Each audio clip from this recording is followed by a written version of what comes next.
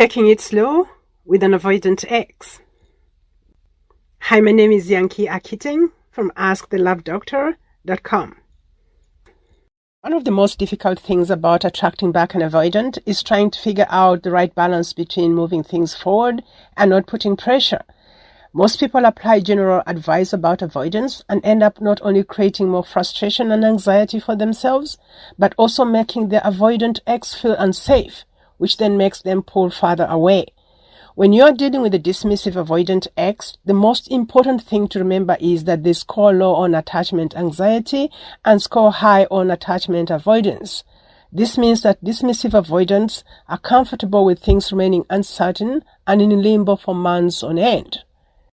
There'll be times when it feels like a dismissive avoidant ex is no longer interested or has moved on. They don't respond to text messages and they don't reach out. Just silence for weeks, even months. Then they like your Instagram post or casually send a text message, or you reach out and things slowly heat up again.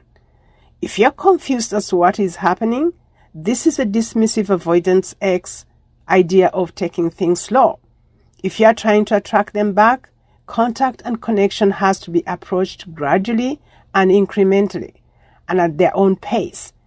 If you try to move things forward too fast or force closeness too soon, they'll pull away. While taking things slow with the dismissive avoidant means remaining uncertain for long periods of time, taking things slow with a fearful avoidant means being uncertain almost on a day-to-day basis. You know something is going on, you just don't know what. Fearful avoidants score high on attachment anxiety and score high on attachment avoidance. The attachment anxious part of them needs constant validation, reassurance, and connection. But the fearful part of them is sensitive to anything that might be perceived as unsafe. It is the combination of high attachment anxiety and high attachment avoidance that you experience as a fearful avoidant, being hot and cold. If they lean more anxious, your fearful avoidant ex will reach out every now and then and even respond very quickly.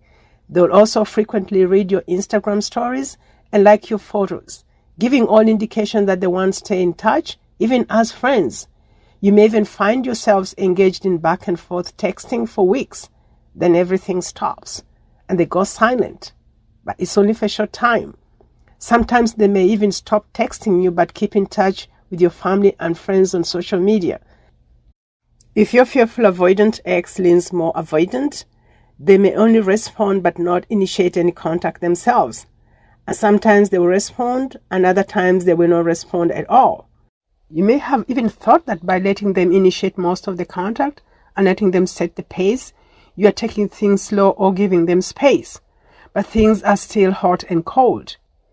Understanding what taking things slow means for a dismissive avoidant and what taking things slow means for a fearful avoidant will help you move things forward without putting pressure or pushing them away. Instead of focusing on the frustration of things going too slowly sometimes with the dismissive avoidant or things being hot and cold with the fearful avoidant, focus on building momentum. Make sure that every contact, even if they're few and far between, is meaningful and emotionally connecting. And every experience creates a positive impression and a positive memory. As long as there's some forward movement, you're making progress. Is there a chance that the fearful avoidant or dismissive avoidant ex is just leading you on? Yes, there's always that risk. That is why in my coaching, I sometimes advise my clients to have a time period for which they can keep trying before they can come back and reevaluate the situation. Should they keep trying, or is it time to walk away? Remember to subscribe and hit that notification bell to get notified of the next video.